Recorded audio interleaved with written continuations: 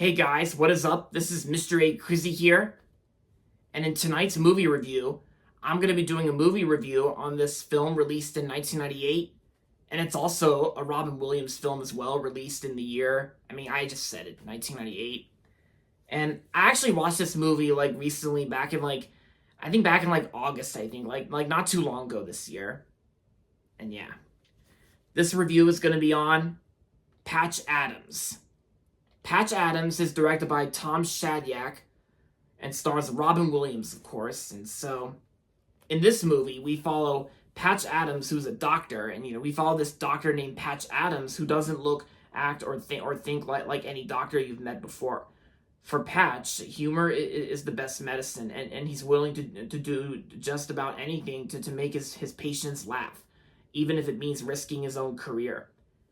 And of course, it's also based on a true story. Patch Adams combines side-splitting humor with an inspiring story that transcends to the traditional comedy.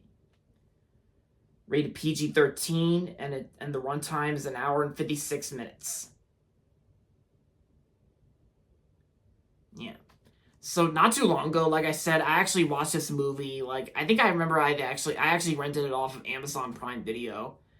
And despite the reviews on what people have been saying about this movie when it first came out, despite the mixed to negative reviews from critics or something like that, I actually think this was actually a pretty good movie in my opinion. I actually think it's probably one of Robin Williams' most underrated films he's ever been in. And of course, yeah, this comes to us from the director of Liar Liar and Bruce Almighty, Tom Shadyac. He directed a bunch of comedy films, and the screenplay was actually written by Steve Oedekerk. Yeah, Steve Oedekerk from O Entertainment. Yeah.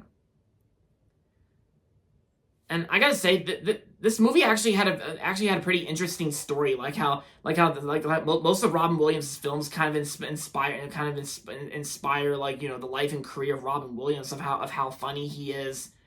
And I gotta say, Patch Adams, the character himself, was actually a pretty well written character for this film, because I think Patch Adams himself in this movie is almost like the inspiration for Robin Williams himself, because both Patch Adams and Robin Williams, they both have a sense of humor, and how they're supposed to be funny, and they're kind of like comedians and all that, and it's basically like Robin Williams playing a doctor.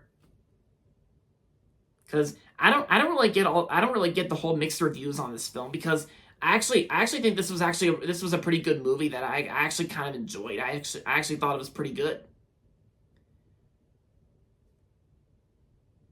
Yeah, just like how there's actually a scene in Patch Adams where Patch is making the kids in the hospital laugh with his humor, and putting on, and also he also has like a red nose like a clown. Yeah.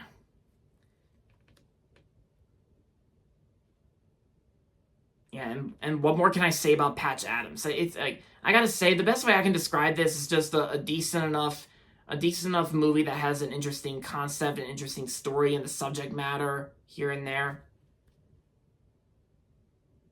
And yeah, I'm sorry, I'm just looking at the cast and crew on the back of the VHS here. Oh yeah, and also, yeah, what more can I say about Robin Williams' performance? Robin Williams' performance is really good in the film, because he was always the best part in movies like this. And the other people who are in this film, Peter Coyote, I thought he did pretty good. And oh yeah, and Philip Seymour Hoffman, yeah, Philip Seymour Hoffman was also pretty good in the film, because I always liked Philip Seymour Hoffman even before his death 10 years ago. Yeah, Robin Williams and Philip Seymour Hoffman both passed away the same year in 2014, a decade ago. Because I thought it was pretty cool seeing Philip Seymour Hoffman and Robin Williams together in this movie, and also at the beginning of this movie, during the start of this movie, how the movie first opens up, Michael Jeter was also in the movie too. Yeah, the late Michael Jeter from the Polar Express, which was dedicated to his memory, and he played Mr. Noodle's brother, Mr. Noodle, on Elmo's World.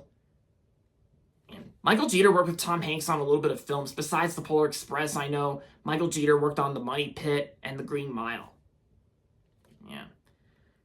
But yeah, even though Michael Jeter's character isn't in the film all that much, he only appears I think he only appears at the start of the movie, like during like the first scene of the movie.